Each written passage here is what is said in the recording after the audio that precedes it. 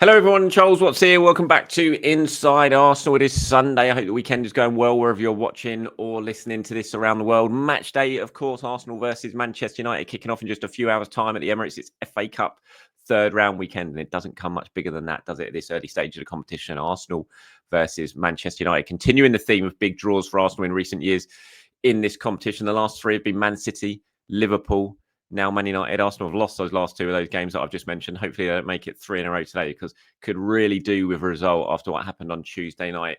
A result that's kind of just sucked the morale, everyone, and the enthusiasm out of everyone, really. I think it's been a lot of it's been a reflective mood.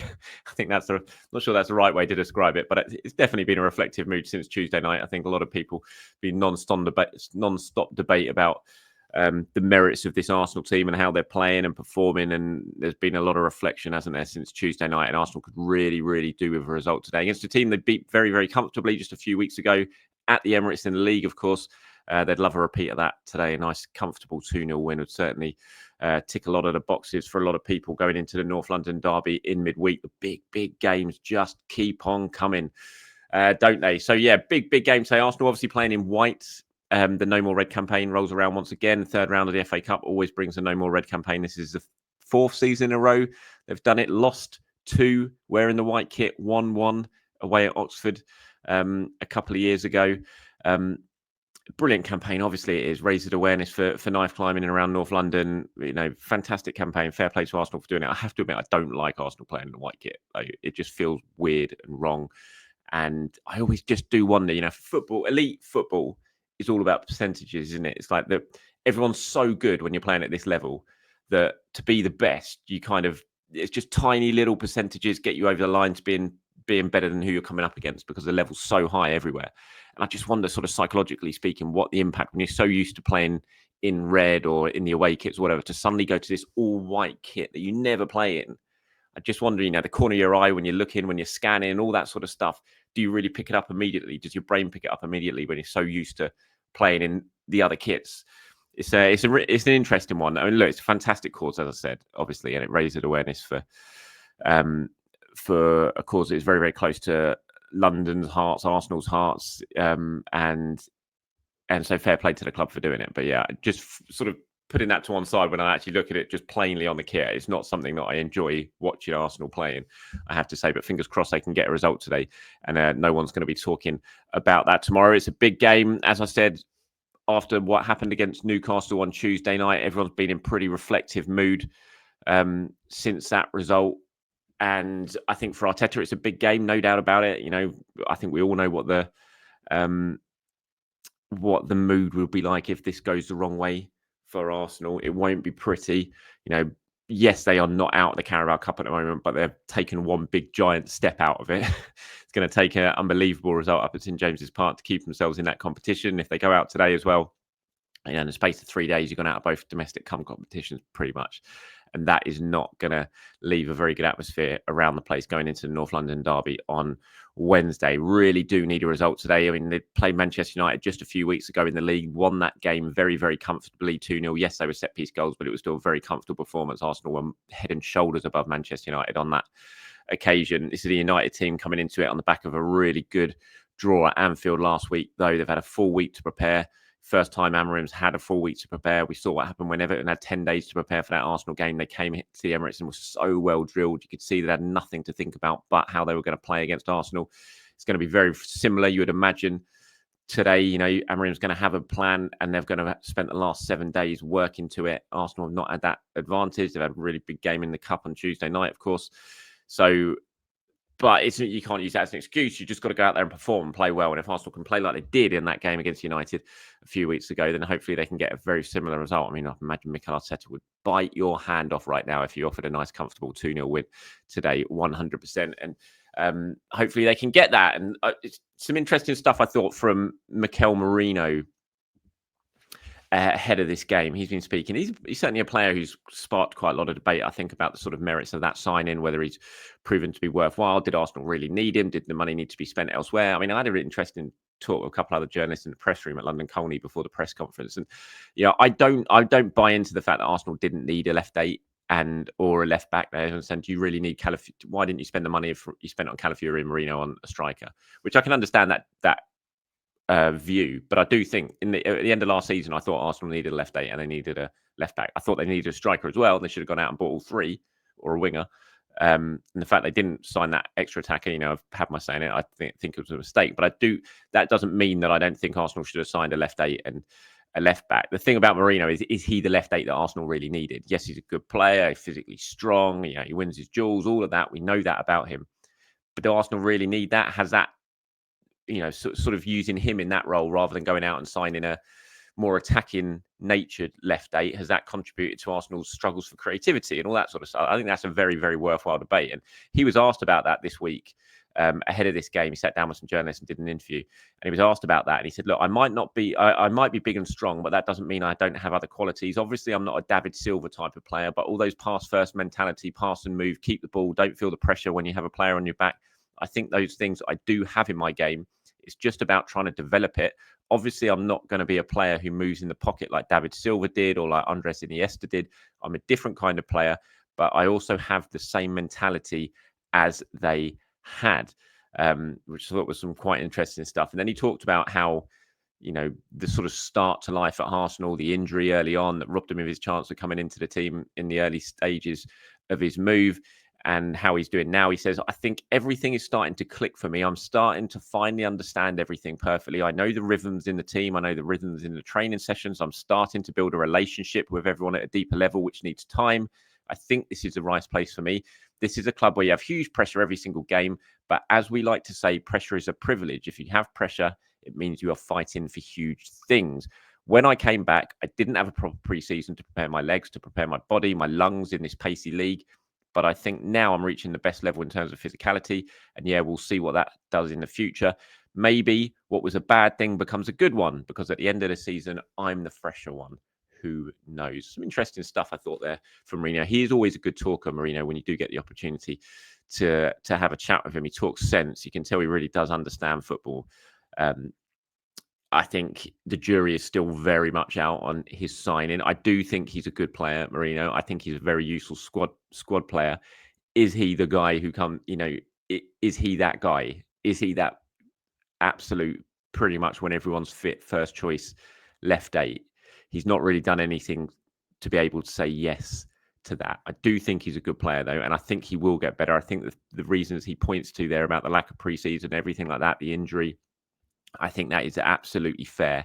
And it wouldn't surprise me if we see a completely different player with Merino next season than what we've seen so far this season. That doesn't help this season, though. He's got to get up to speed and be very, very and do that very quickly over the second half of the season. Will he play today?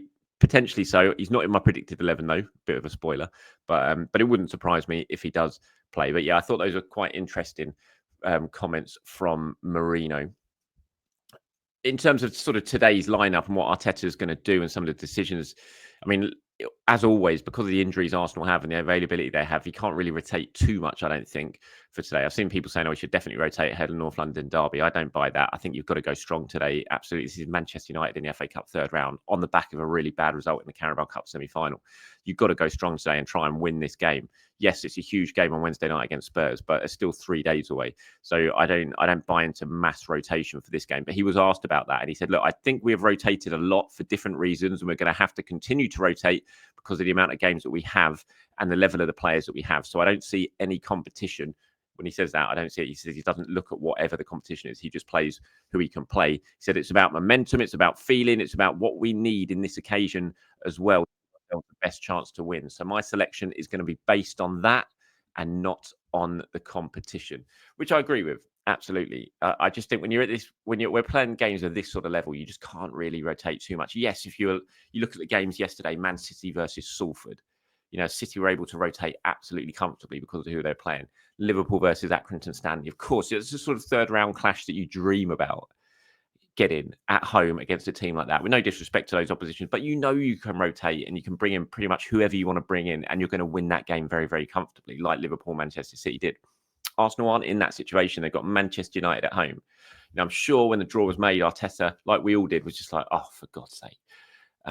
give me a little bit of break. Can we not just get a nice, easy home draw where I can rotate and give everyone a rest ahead of North London derby? The fate hasn't allowed that to happen. So he's going to have to go strong in this game, just as he did on Tuesday night in the first leg of the semi-finals. I think he'll make some changes, and we'll get to the predicted 11s in a second.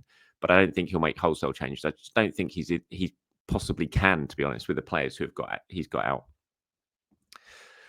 Right, predicted 11-wise. So this is what I've gone for. It was tough. I don't think this is going to be right, I have to say. It was tough to predict what Arteta is going to do.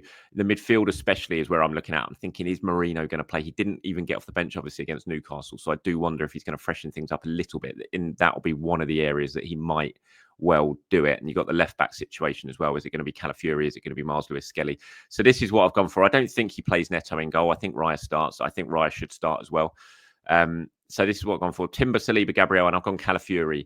See, Lewis-Skelly played in midweek, and I'll just wonder if Lewis-Skelly is going to play against Spurs on Wednesday night as well. So Calafiori has come in as my left back for this one. I've stuck with the Partey, Rice, Odegaard midfield, but it wouldn't surprise me at all if one of those three, well, one of the two, one of Rice or Partey gets a rest for this game, and Merino comes in, whether it be Partey rested, and that means Rice dropping into 6, Merino at left 8, or whether it's Rice who's rested and it's just a straight swap Merino for Rice in that left 8 position. It wouldn't surprise me at all if one of those decisions is taken, but I've gone Partey, Odegaard, Rice. Then I've gone Jesus on the right.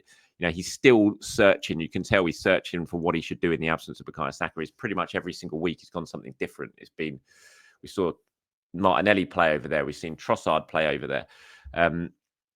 We saw Nwaneri play over there before the injury. Yes, Sterling is fit, but I'm going to be stunned if Raheem Sterling starts this game. So I think Jesus, and I think this might be a good idea as well. If he does play Jesus, you can have Jesus and have a sort of dovetailing almost as a 2 at times. And we've seen Jesus can play very well on the right-hand side as well. He's done it for Arsenal in the past. He did it for Man City lots of times. I think he could be a good option over on the right-hand side. So that's what I've gone for today for my predicted 11. Timber, Saliba, Gabriel, Calafiori, Partey, Odegaard, Rice, Jesus, Havertz, and Martinelli. And here's what some of you guys have been saying ahead of the game. Thank you, as always, for sending in your thoughts. Scott there says, hey, Charles, I'd like to see a lot of rotation tomorrow. The team I'd pick is Neto in goal, Timber, Saliba, Calafiori, and Zinchenko, Jorginho, Odegaard, Havertz, Sterling, Jesus, Martinelli, Odegaard, Georgie, and Zinni, cutting United's defence with passes for Sterling and the little Gabbies to run in behind. I know I was overconfident with the Newcastle predictions, but I'm going to go 4 or 5-1 Arsenal. Come on, you Gunners. Yeah, I'm not sure about that, Scott. I have to say, I'm not sure about that team either, I have to say. But thank you very much for your comment. David says, seems to me that Miles might match up better against Ahmad and Calafiori against Kulusevski. Talking about the left-back situation over the next couple of games there. That's what David's saying. He says, meanwhile, as far as Arteta's limitations comment, obviously only he knows what he means, but it seems logical he might be suggesting the club is not prepared to drop 150 million on Isak, and Newcastle is not going to sell at this point either. Grid Pipe says, given our luck right now, I expect to draw just so that we can lose at Old Trafford and lose Saliba for the rest of the season. Can't happen. Got to be decided today. No replays. If it's a draw today, it goes to penalties. It has to be a winner today. So no, we're not going to be going back to Old Trafford. Grid Pipe, it will be decided one way or the other today at the Emirates. Nathan says, play the same team as Newcastle. Simple comment there from Nathan. Sorry, Natalie is that. Sorry, not Nathan.